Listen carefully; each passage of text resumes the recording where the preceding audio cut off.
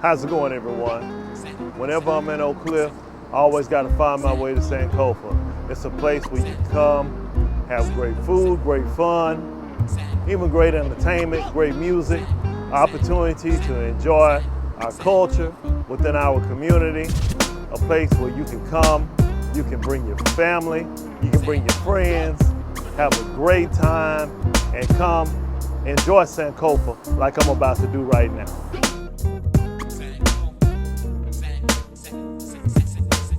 Damond Durr.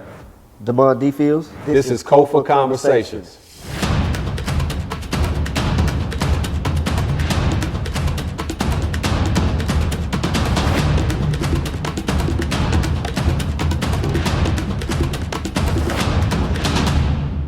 So he brought up something about you having, and you mentioned as well, school, but also a corporate background. And I guess I want you to speak to two things, if you would. One, what was that formation like in terms of what area of corporate America? And then two, sometimes folks who work in corporate America and then folks who are entrepreneurs, sometimes they don't mesh, right? Because you could maybe be so process oriented or want to think everything out, and then somebody who is entrepreneurial may be functioning more off gut and instinct. Mm-hmm. So if you could just maybe speak to those two things, because I think that's unique about you all's relationship. Yeah, so for me, my background was always in finance. Yeah. I started out with Price Waterhouse. And so I had a lot of jobs in consulting in the financial world. Okay. I also got into the human resources arena as well. And ultimately, I became president of a company. And I think that gave me an overall scope of complete of business, right? Mm-hmm. From the people side to the financial side. And something I never lost track of, it's people, service, profit. You know, you get the right people to deliver the best service, and you're gonna make money. Right. And so that's the philosophy, and that's the philosophy that I always took in any venture that we had. We got to get the right people. How many times have I told you that we got to get the right? You always say that. I'm still. You know, deliver the best service. So, in going through that, you know, I always had an entrepreneurial spirit. You know, there are entrepreneurs in my family. You know, I had business ideas I can remember from the time I was a kid. You know, selling candy. You know, making a profit on selling now ladies and Me too. laughing at that kind of stuff. You know, taking to school and making that. So you see, I got a lot of life. You take that and you make it. You know, you don't really realize that those lessons that you're learning are going to help you later in life, but it's always there. Right. You know, you always have it. And so while I worked for others, I always had the entrepreneurial spirit. There are a number of businesses that I started before I found success. And so I tell people all the time, you're gonna have a lot of failures before you find success. And that's true, but don't give up. Right. You know? And so for me, it wasn't a hard transition going from, let's say, being an employee to being your own boss, right? It's not a hard transition because you're keeping the same philosophy. People, service, profit, whether it's in corporate America or if it's in your individual business as well. So let's rewind that one more time for everybody that's listening. People, service, profit. profit. You get the best people, you deliver the best service, you're bound to make profit. So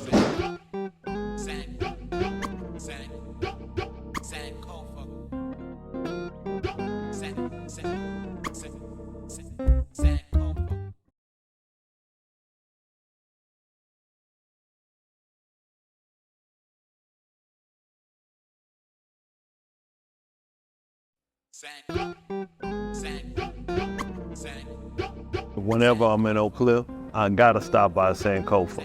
Sankofa is one of my favorite restaurants, if not my favorite restaurant. Not only in Oak Cliff, but really all in the city of Dallas. It's a place where you can come, you can get your read on, you get your eat on, you can enjoy the music, you can enjoy the environment. Sankofa is a place to be. I love coming here, and I hope you come here too.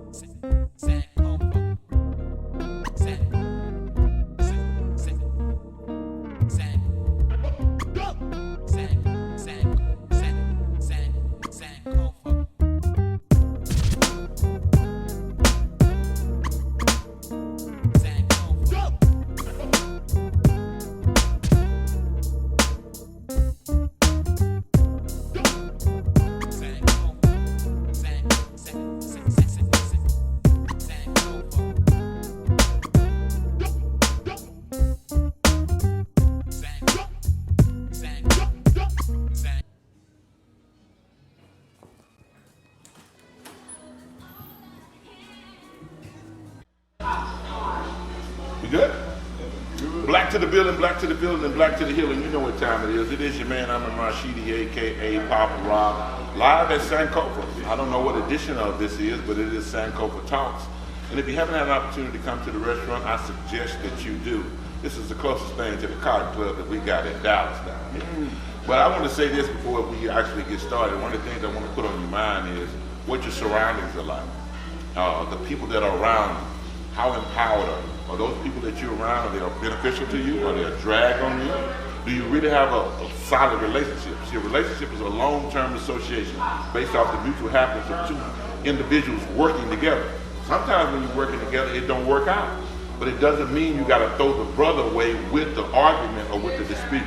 And I think a lot of times that's what we're challenged with, and that's kind of what I wanted to talk a little about today when we got an opportunity. Damond just read something about Les Brown, and I'm a big Les Brown fan as well. And Les Brown started from the ground up, out of all the motivational speakers.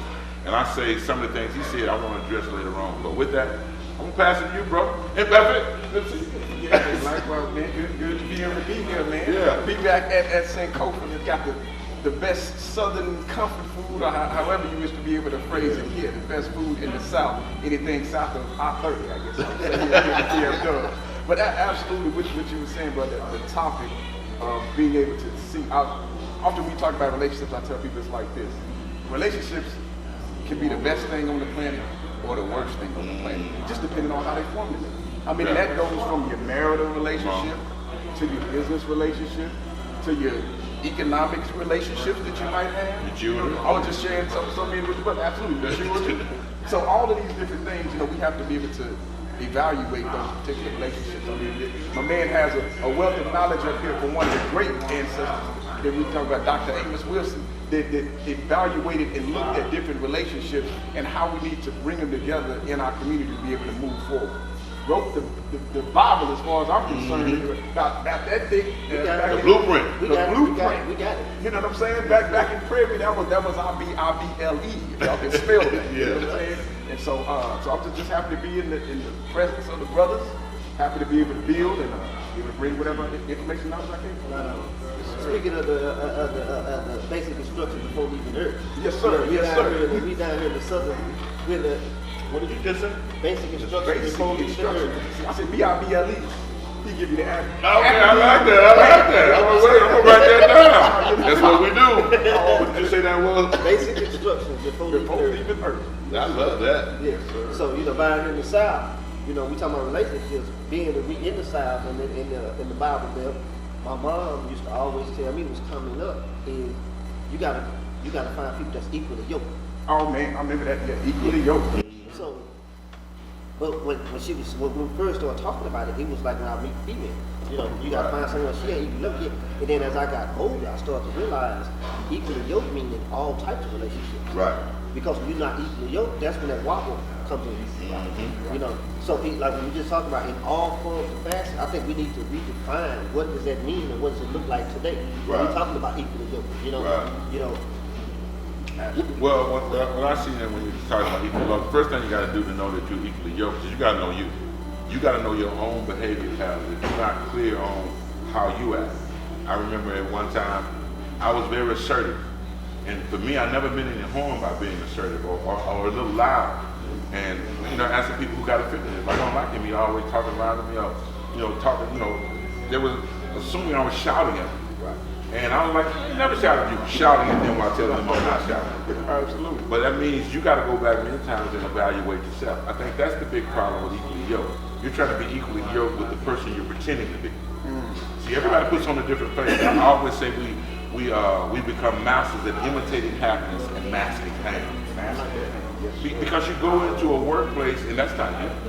You're going in there to survive, man. If you work at a predominantly white institution and you at the water fountain, what they do and what they talk about is not real similar to what you do. Absolutely. So you're trying to mix in. Absolutely. Now, in our community, we make judgments on each other because we think with that same mind as those people at the water fountain, because we've been to school with them. So I'm thinking about what you said. I did think that equally yoked was just, if you would, just your woman. But that's not it. No. Yeah. I think it goes into values, it goes into moral concepts, it goes into a whole bunch of things. Now,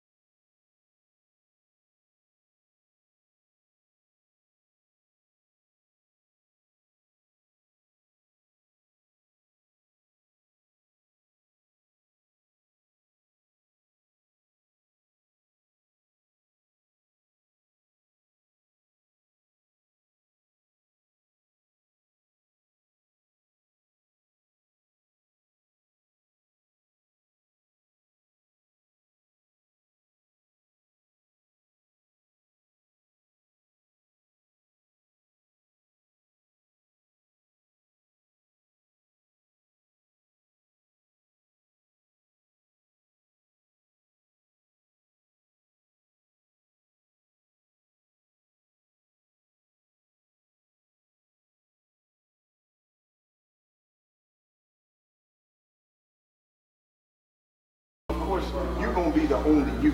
As I tell my children, I say, look, you know what makes you unique? I said, it's almost 8 billion people on the planet. And what makes you unique is nobody ever in life can share the same time and space that you occupy. Nobody can, because that's yours. Right. But I said, even if you grow up in the same house, whatever, you can never be in the same time and space. You know what I'm saying? I said, because the physics don't allow that. But what I'm saying if you get into the equal yoke part, or just coming from the equal yoke, or being able to see people that you can build with, you have to have, I'll take this back to Bob Praise. We had him on one of the last ones. One of the most profound things he talked about that I remember our ancestors said was the dialectical laws of opposites. And so when you're looking at that, you're looking at, I lived in Asia for a while, and they had the yin and the yang symbol kind of thing, you know, with the black and the white. And so with that, you have to be able to understand, when they talk about equal yoke, they don't mean that y'all saying, you don't want a yes man. I mean, listen, I'm not looking for a yes man. So I want somebody to be able to challenge me, but at the same time, when we talk about equally yoked, you might say y'all are moving in the same direction. I mean, and just as men, we've talked about it in our opinion before, we gonna disagree, we gonna bump heads, because I mean, personally, I'm not looking for no whole bunch of yes people to be around me. Whatever I say, you just going along, you know, we go, oh, yep, sure, right. Wait a minute, if you disagree. but disagree intelligently. Right. And so we can still be equally yoked, moving down the same path and everything, but we're gonna disagree intelligently to be able to make something of what we're trying to do. What I do with mediating conflicts with guys that have been in gangs or guys who are in drugs and conflict with each other is in every argument, somewhere along the line, I have to frame and reframe and ask, what consideration can you give to that argument? Even if you don't agree with it, what is there a consideration that you can make of it? Okay, you had a point with blank, blank, and blank. Right. I'm saying that now because, and I'm looking at the camera and say this, I just had a situation with a friend that was close to me, and we worked together for years. You hear what I'm saying? And we stopped talking, we had some conflicts, because whatever, it doesn't even really matter at this point. But I even contemplated it many times, just going to sleep. Why? Because I don't need to lose no more relationship. When you call me, man, I was going through some bad things. It's like I was praying, man, I needed some people, some brothers in my life, and it just seemed like you called up and say, hey, man, let's start getting back together again. And it was the same way with me and Greg when we did that. But what's so beautiful about it is I got it resolved. Some arguing, some shouting, but it was more than worth it. And then I found words that, brother, I love you too. We can agree to disagree, but still love each other. Let's keep building. You know, something I don't know when both of y'all was talking. One of the speeches that I heard by Dr. King keep resonating in my head. And he was in Philadelphia. I remember this because he was talking about they were doing a concert later on. But he was at school in Philadelphia talking to the young people. And the topic was, what is your life's blueprint? And I feel like in our relationships, a lot of times, see, we get into a lot of relationship situations, and I'm thinking platonic, I'm not even thinking of So, a lot of times we go into relationships, okay, I keep an eye on real estate, and I know he's doing good in real estate, so I'm going to start calling him and following him so I can learn the game of real estate, and then once I get the real estate game, I'm this way here. Well, I know Rashid don't have to get the contracts, we've been doing this, we've been so successful with this here, and I'm getting with this here, and I'm not following my life's blueprint. So when I'm not following my life blueprint, I'm looking at you and I'm looking at you and what I can get out of you versus actually nurturing what, getting the friendship of being a male and bonding with you that way. And then if anything else come about it, we get that. But a lot of times we go into it seeking to get something on your position that you in, and then that relationship is never where it wants to be, because what happens is when I don't give you what in your mind that you was trying to get out of me, then you get disappointed. Versus you coming to the table, but I had to learn even going into business, I don't even want to go into business with people that already have their own business going, and then we sit at the table and come up with something together, but because at the end of the day, I don't want you looking at me when it's failed, and then they're messing up your livelihood, or vice versa. See, we got to have our own blueprint, and then when we come together, we create the blueprint together. Right. If that makes sense. No, that makes perfect sense. And I mean, one thing you spoke about that I love when I look at our community, and this is something we got to be able to cherish that I don't think we do. Like, but someone look in the camera and say this, too many times I think we make, in trying to mimic other people rather than looking at what we have, we make business and sometimes relationships transactional. And I think that's what you're on, brother. You know, we just look at what can I get out of here. I like that. Now, if we're looking at it from a I like that, people. you know what I'm saying? If you're looking at it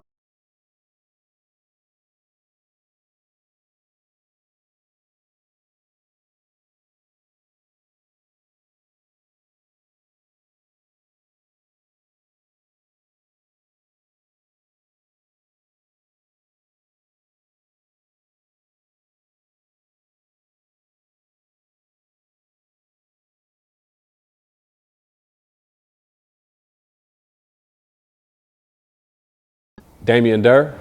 Damond D. Fields. This is Kofa Conversations.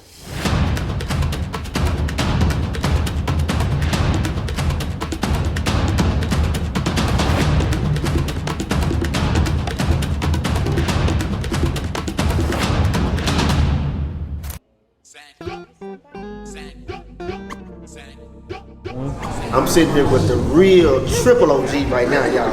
This is Miss Emma Rogers. This is the pioneer of black literature in the city of Dallas right now. And we just honored to have her coming through and supporting and eating with Sankofa. And I just wanted to get you on camera and let the people see you. Well, this is my favorite place, and I love the Impossible Burger. Sankofa has the best Impossible Burger in the United States of America, okay? Because I've eaten them in other states and the airports and what have you, and it has the absolute best. They have great service. The food is good and hot. It's seasoned well. You really don't have to add anything to it. I've tried. I've had their fish and you have nachos or something. My late husband loved their fish and what have you, but I am addicted to the Impossible Burger, and I try to come here at least once or twice a month to get my addiction settled. We appreciate you, Ms. Rogers. Okay. Like I said, this is the founder. Black Images Book Bazaar. And it was Rogers, R-O-D. R-O-D. We gonna put that on there. We appreciate everything, Ms. Rogers. Okay, all right, thank you.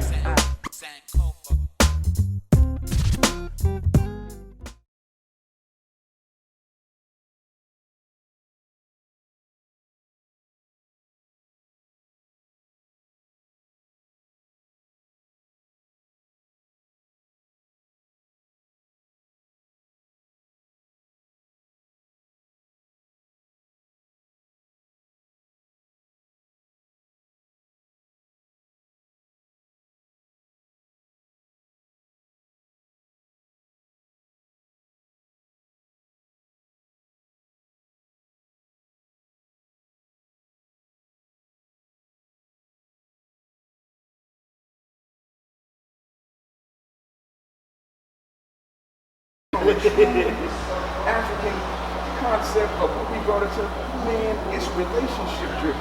I do business with this person because I know this person.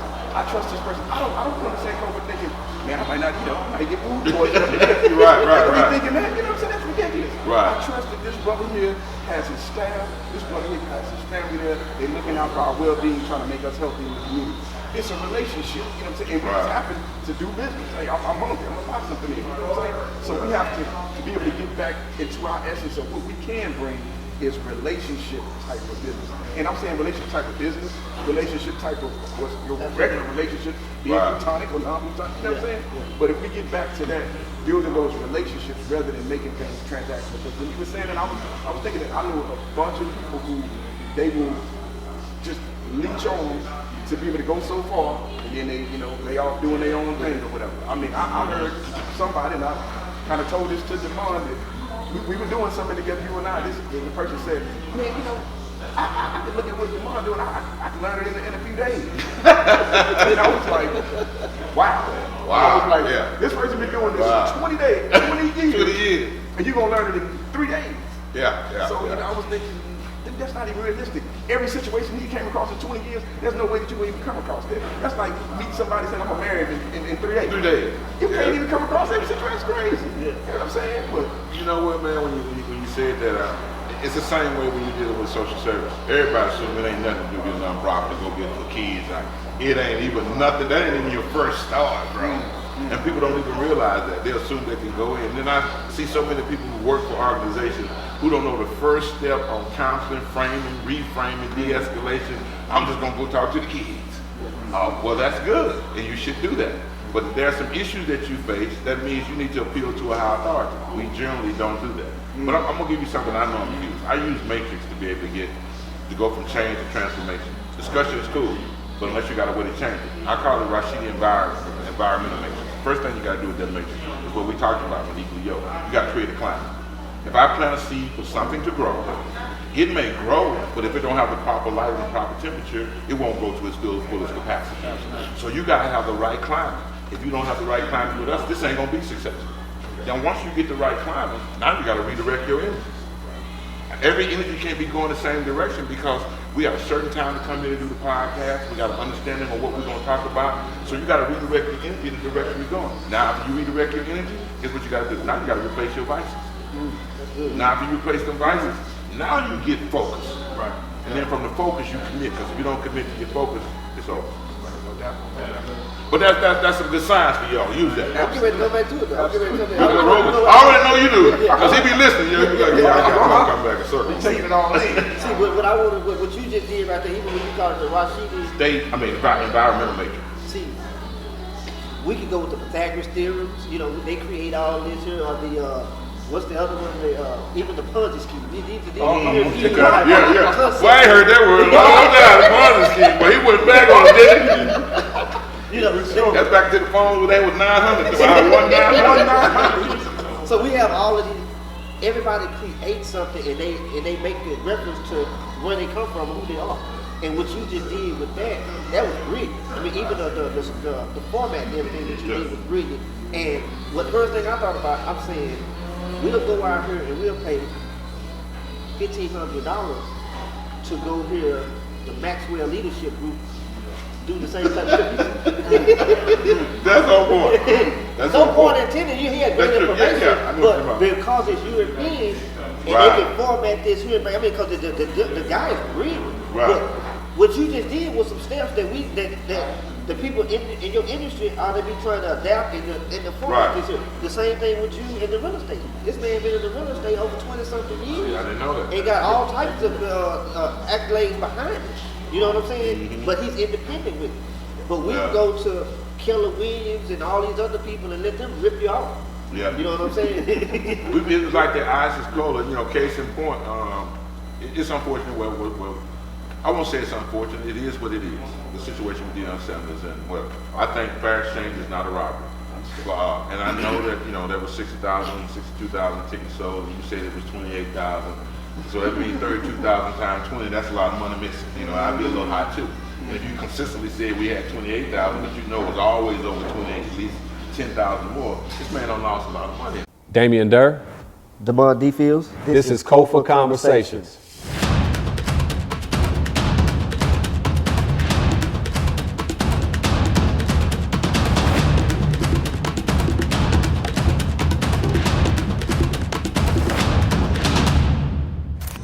So you probably got all kinds of different things coming on the water right now. That's a springboard, huh? You had this how long, Mr. Peter? You had this how long? I've been having this 29 years. That's coming crazy. Come on, baby. Maybe ain't gonna make it.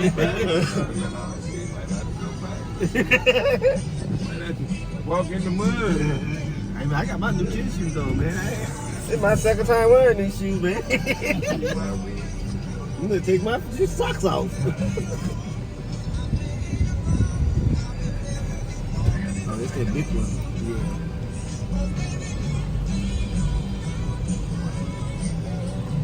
You gonna get you up.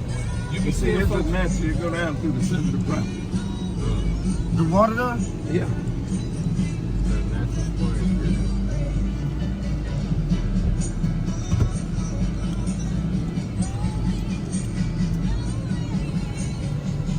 So it's a 4-wheel? You ain't scared, man. Man. You went to owner, so that's the main thing. Hey. As long as I'm not in the driver's seat.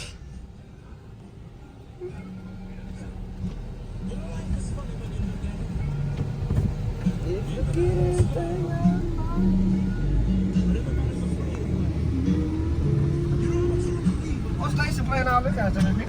That's the XM. Okay. And I bought a horse. And he got transferred to Chicago. I had all this here. My kids kind of was raised out here. And I ended up buying it years later. I built that building there. That was in the 90s, right? We come back. That was in the 90s when you built that, right? The 2000? 99. 99. You built it from the ground. And what's all in it? I'll show you. Like this, they supposed to open up this area back here. I got some back in my Day in 1956, the Cadillacs drove into Detroit for a 3-day performance at the Motor Run.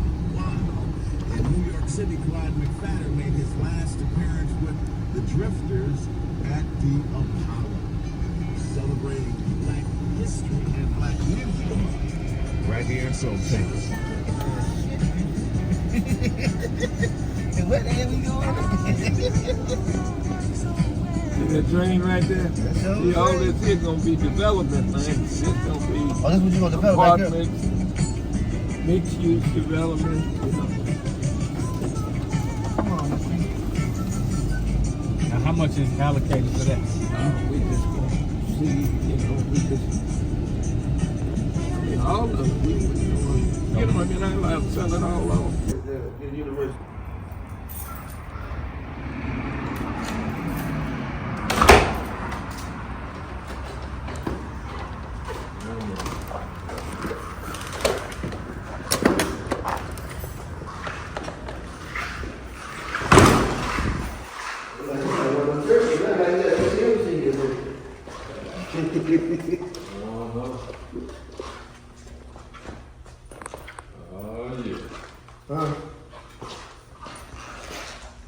Yeah, I built this.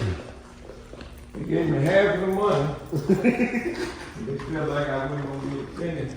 I had to all the land that's the landlord, so they're gonna just wipe me right on out. They're gonna get the land and the building is halfway complete. And you built it in 90, what'd you say? 99. 99. Well, I finished 2000. I finished in 2001.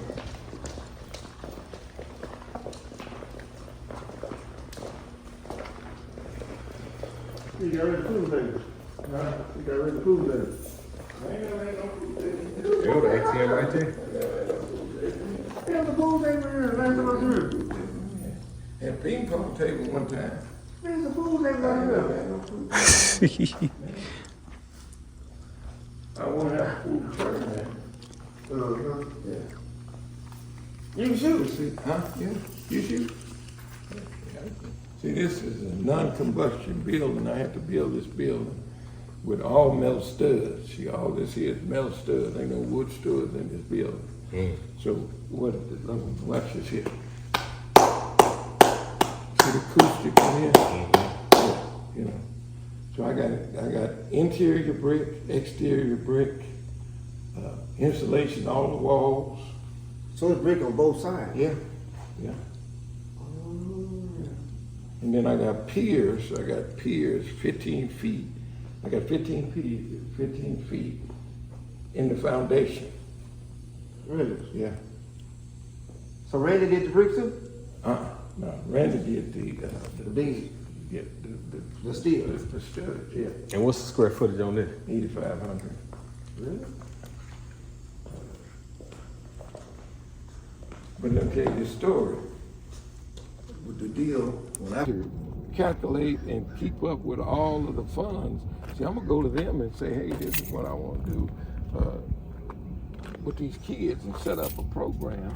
Can you set me up this dummy account? Yeah. Accounting system. Right, and have that where any school, you understand, and man, you talking about the curriculum and the money that you can make out of that, you can sell it. Yeah, people out there, you get all kind of funding. Right. And I think even now it's even more pertinent now Right. because even with this, I know y'all familiar with this, what is it, Fed now? Y'all familiar with that? So the Fed now, they going digital. They see how everybody else is doing this digital thing from Zelle to Cash App. So now the Fed just say, hey, look here, we finna do the same thing with the money. You ain't got to touch nobody, ain't got to have no middleman. And they starting this in July. Right. From you can do it from your banking institution to a restaurant. Right. It's called Fed, and the Federal Reserve is doing their own thing. So what you saying right now, I'm gonna send it to you so you can just look it up. Yeah, That's and see that, man, that means that every kid needs that literacy. Yeah, see they need it. They need it. And you're teaching them how to manage money. Well, these grown folks don't know how to do that. Yeah, they don't know how to do That's what it, Shaq said. His mother used to make him balance they family household checkbook every month. That's how My Shaq mama said did me he. like that. Is that right? Yeah, my mom did me like that. And then make them pay rent. You understand? They on your card. You got $700. Now your rent is $250 though. My mama did them like that with their cell phones. Yeah. Here, go to the card. Go take care of this. Yeah. She did that. Yeah. But no, that's, see, we're going to have to develop our opportunities, man, because we in the hole. We're in so much trouble right now. I don't see us getting out. And the young people so weak right now, man. We was tough when we grew up, man. We did shit that kids would not do. If you see the train, if you going somewhere and you see a train going down the road where you were headed, and that train going a little slow, you wouldn't go jump on that train, would you? See, we didn't go get on that. They was jumping on that boy. You gonna get on there? We jumped on that train, man, and then they said the train got near the football stadium, and it blew the whistle. Woo, woo, start going fast. We said, oh man, it's gonna take us to California. Boy, we dove off that train. Yeah, boy, we lucky that train didn't run over the shit, boy. You know, dumb shit. You know, Peter just walked in the building while we were doing the podcast. So this was not scripted. it wasn't scripted. This how You called and then you walked in the door. Yeah, they working you right there. He felt it. That's history too, y'all. We got that. That's that balance. Benny, big how you doing, sister? Yes, sir. You know he coming. This is man to be. I give my seat up to a good man. What's going on, man? You just talking about you. We're talking about you getting home back. What you think you got your contract? That's just like one of them calls you call it. Let's call it. We got it on the second count. Go grab a seat there, bro. No, you good. Yes, man. Yeah, we've been really chopping up. Oh yeah, man. The fatherhood, the responsibility. We're supposed to be running the house. So y'all live? We record now, but we'll be live and broadcast. We'll go out a little bit later on. But your name was mentioned as we talked about black men who were successful in our community who had demonstrated responsibility. And we didn't want to end on the negative, always saying negative things, so we had to mention names. And your name came up. Absolutely. And then you called, and then you walked in the door. This is not scripted, y'all. It's not scripted. The energy just works like that. That's how it goes, you know. No, basically what I was telling him is like, you know, when we first met, when I met you, and when Rashid hadn't been out there, and I just talked about how I gravitated to you, and I've learned so much through you, and just seeing that example of a man that ain't gonna compromise and gonna stick to the plan, and with integrity and morals. Still waiting on the check. Waiting on the check.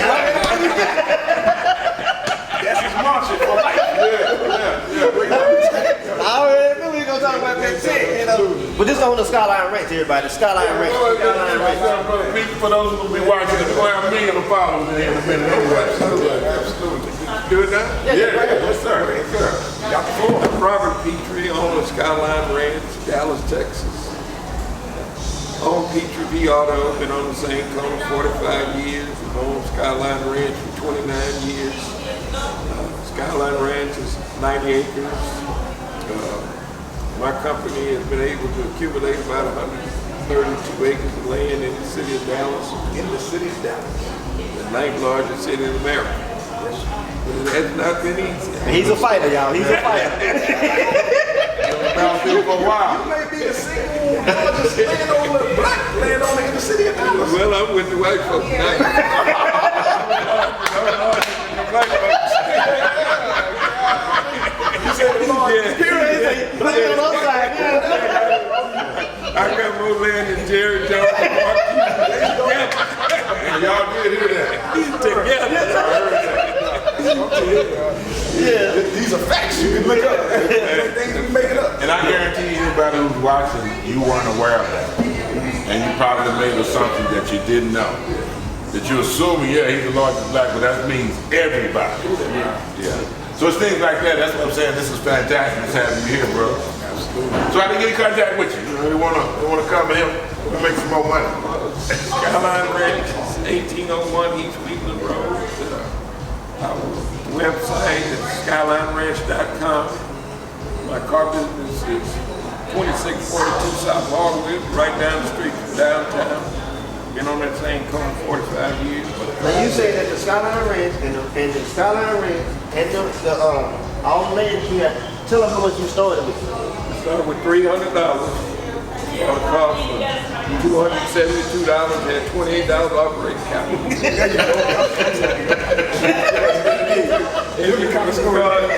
And God tested. That's it. How many times you broke in? I've been burglarized about 50 times. My cars have been vandalized more than 250 times. I've come to my office and turned my lights on, and thought I paid my bill, and I said, yeah, I know my bill is paid.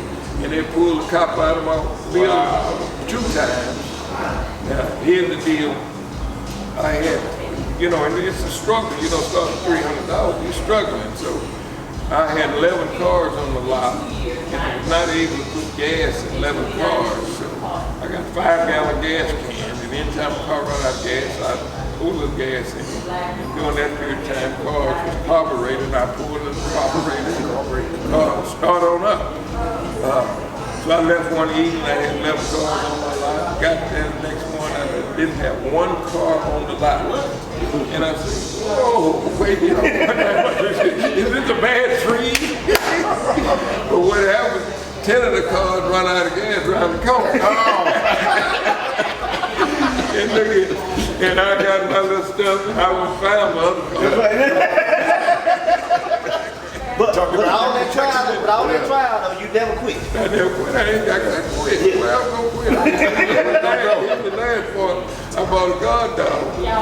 Went there the next morning, they stole my dog. They stole the security.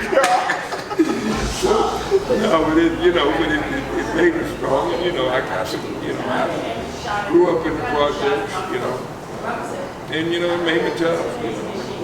You know, I was going to not let that stop me from being successful. You know, I made it up in my mind, it was the will of God. But all that happened to me was just a test. You know, you're going to be tested out here. You know, God has tested me. He tested me. I've been highly tested. And blessed. Yeah. And you know, the test will continue. You know, it's not where, you know, I don't have no fear of being tested. We appreciate it. Yeah, we appreciate it. Yeah, And then y'all, Robert Beecher, we were just talking about, you know, black men who are demonstrating moral responsibility. Man, there it is right there. Absolutely. We call them into existence. Yeah, yes indeed. Appreciate it. All right. You killed it. Explain death to me. So, when at the funeral, they put my daddy in the ground, and I'm trying to go get in the ground with my daddy. You know, that was, you know, and after that, it made me tough, but it made me angry. You know, because all the kids in the project had a daddy but me. You know what I'm saying? You know, everybody got a daddy but me. And but my mother was strong though. She allowed me to develop into a man because she gave me opportunities. You know, I was able to go and play ball growing up, play ball in all parts of the city, in North and Appalachian. So I got to know all the kids in the whole city because my mother allowed me to do these things. And you know, we didn't have any drugs, we didn't have any crime when I grew up. You know, when I talk about projects, everybody think about drugs and crime and all that kind of stuff. You put your key in the mailbox and you go out of town, and you know, and whoever's supposed to come to the house, they just get the key out of the mailbox, go in the house. You know, never experienced a burglary, anything like that. I didn't see weed until I was 19 years old. You know, so but I grew up tough though. I mean, we fought, no guns and stuff like that. He's still a fighter, y'all.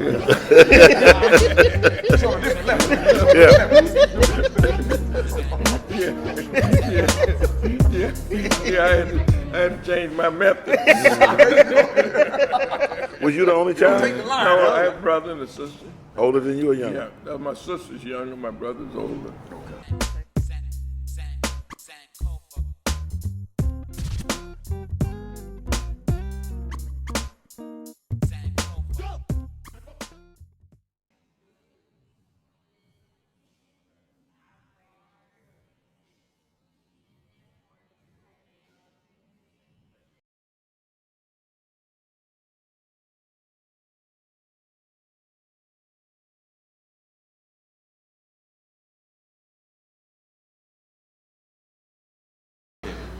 Okay, well I get that, I understand it.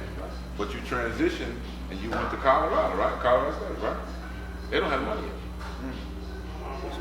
They've been on the news saying they don't have the money for Deion as of yet, but we're gonna get it. But he's still there. So does that mean that he trusts him? That's a man that trusts you. Yeah, absolutely, man. But see, he go.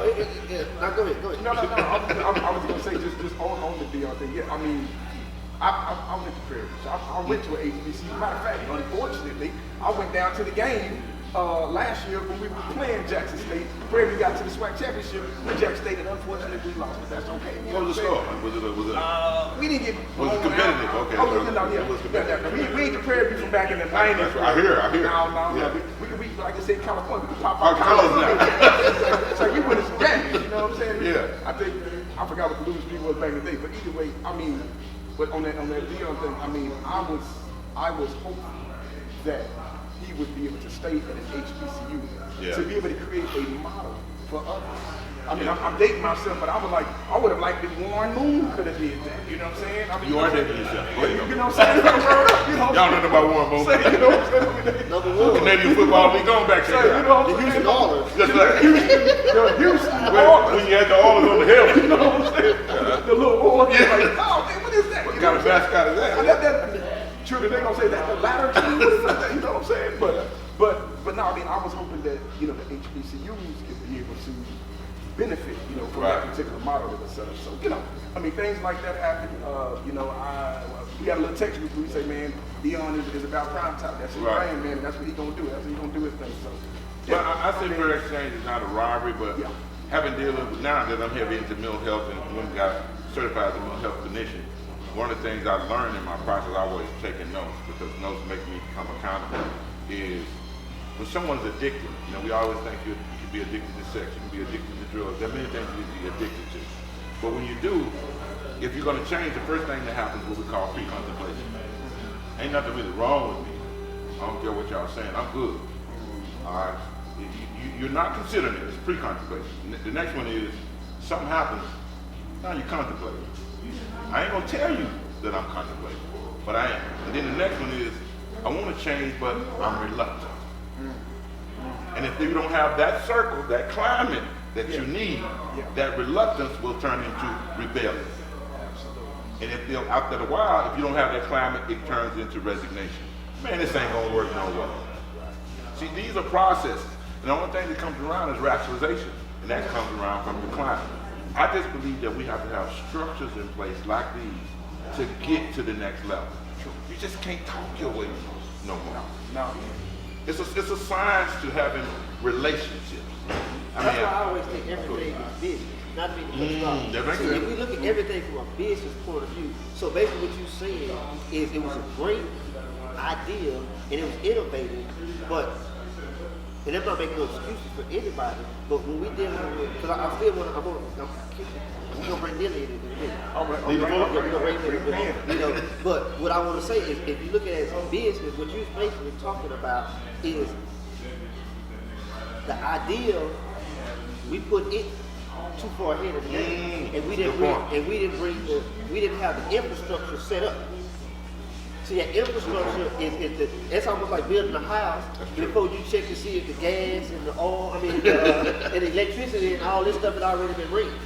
So you talking about an institution that ain't been successful in know how long. So if you're not used to success, there's gonna be failure. There's gonna be trial and error. But most companies they go in with a trial and error budget of $100 million. You see what I'm saying? Y'all hear what you said that one more time. They go into what now? They got trial and error, a budget of $100 million. Y'all heard me say he's a trial there. I ain't heard the trial and error budget. They put it in that, they call it research and development. That's right, that's right. They cloak it under all these different phases, but that's basically what it is. Old folks call it something to fall on. That's right. I like that. Well, the great thing used to say always, brother, you gotta have a cushion. Yeah. He said, if you fall on your back, man, he said, you don't want it to skin you up, you gotta have something to fall on. But so a lot of times, I feel like that's one of the problems that we have, and then we are emotional people. We so emotional that we still looking for that pie in the sky. We looking for that great God to come up fall out of the sky and save us.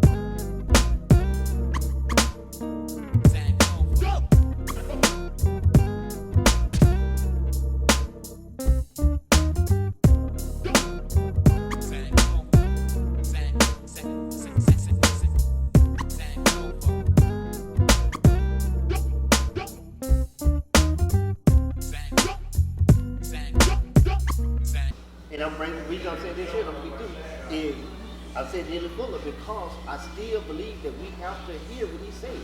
Until you understand white supremacy, everything else is gonna be confusing to you. Absolutely.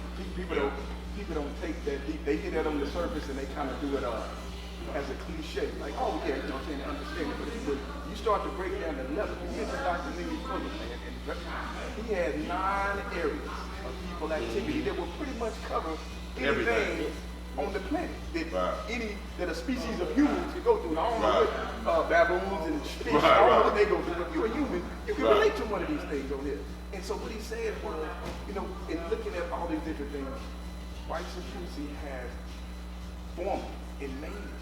And if you don't understand that, every time you think you're making an advance, it really ain't gonna be an advance because you're not gonna know the game is set up. You were talking a while ago about the building the house and man, I tell people like this. The best thing that you can do is set you a goal and then work backwards.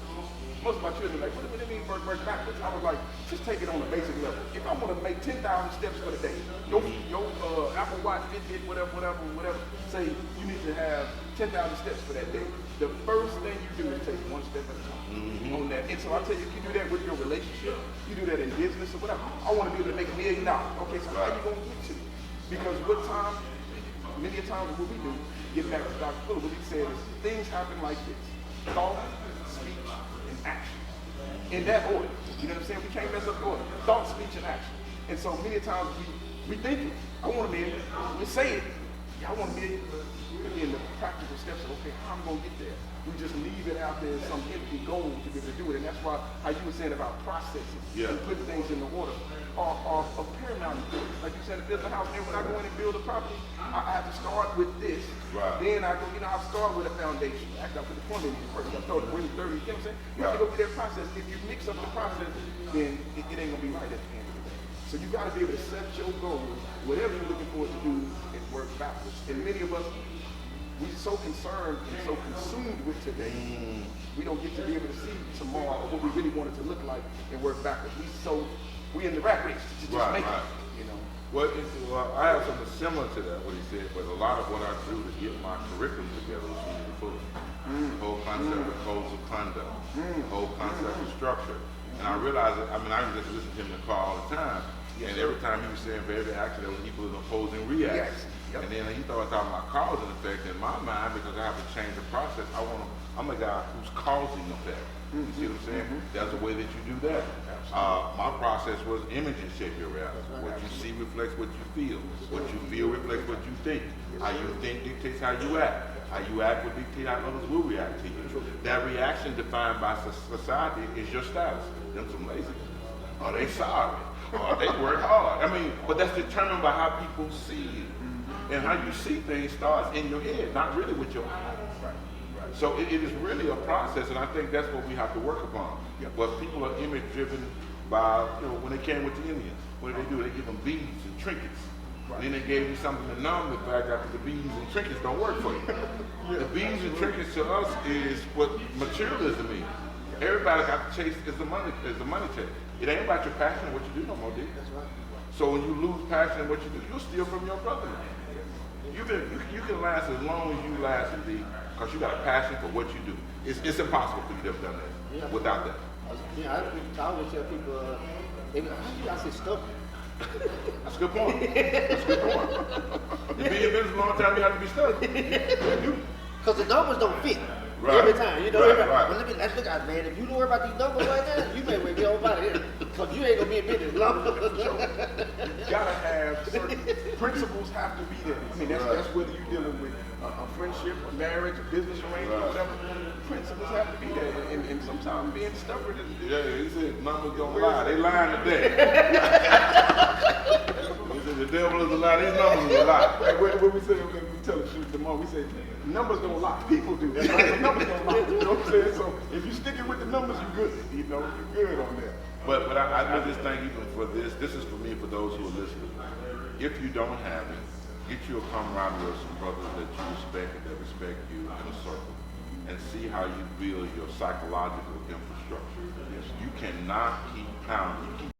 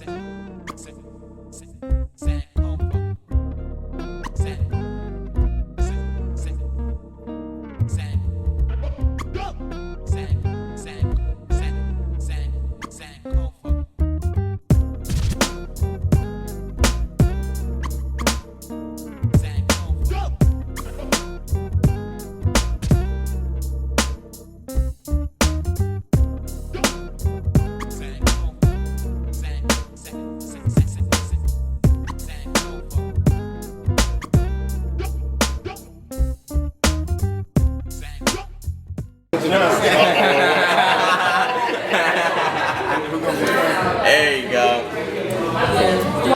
But we use one tool I tell my instructors when I'm training.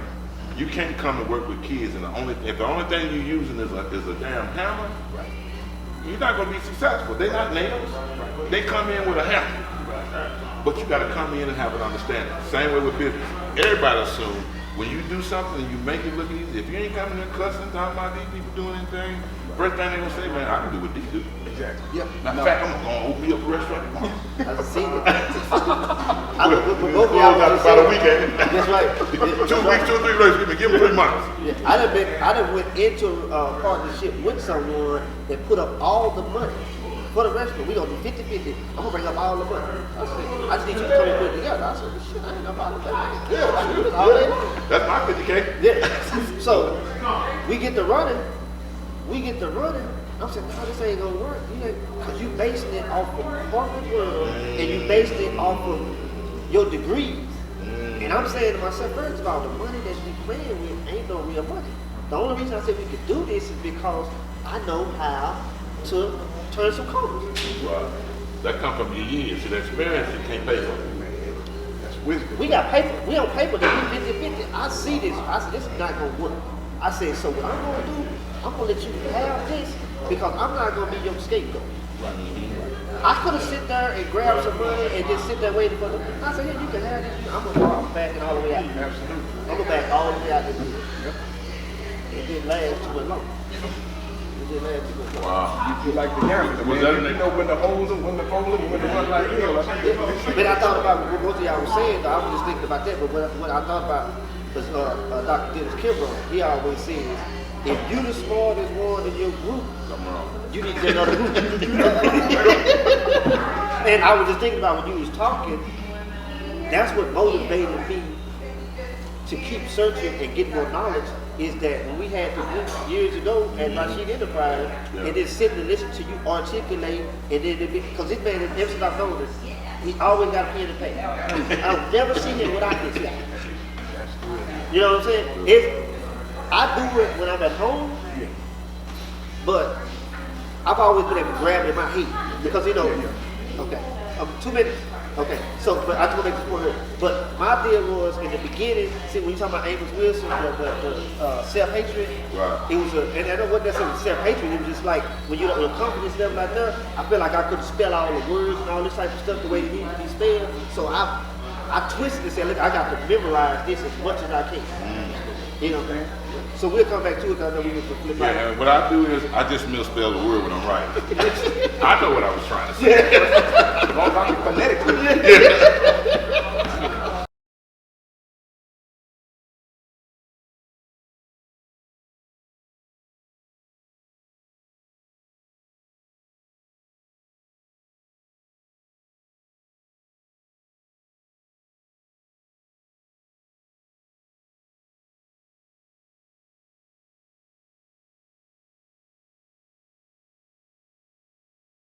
Damian Durr.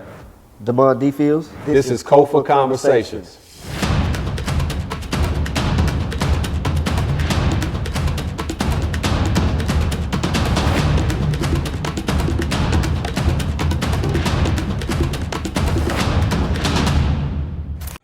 We still taking y'all and giving y'all the history lesson on Sankofa and where we started at. This is one of the brothers that started with us years ago, Brother Everett. I just wanted to, introduce y'all to him and let him tell his story and his connection with Sankofa. Appreciate you sitting in with us, bro. Well, I met the mine, I think it was 2008, 2009. Started off on this little promotion team, helping run flyers and worked my way back up, to food running, so running back and forth to the restaurant, talking to customers, having a good time. Friday night she was doing the open mic, spoken word. Steve Nice coming through, DJing and stuff, The love always been real, from him, Moms, Jocelyn, Eddie. Yeah, Eddie. So they've been around for a while, when I could tap in and help out, I do that, but all love the Sankofa. Yeah, so tell us what you're doing now. I got a seafood truck, so I'm running my own seafood business, my own food truck. He's still showing love, he just blessed me with my refrigerator and stuff for my trailer, so What's the name of the business, bro? E5 Seafood. Where can they find you at? Instagram, E5 Seafood, TikTok, E5 Seafood, Facebook, E5 New Orleans Seafood and Barbecue. I'm on Google, check me out. E5, appreciate you, bro. We on big. All right.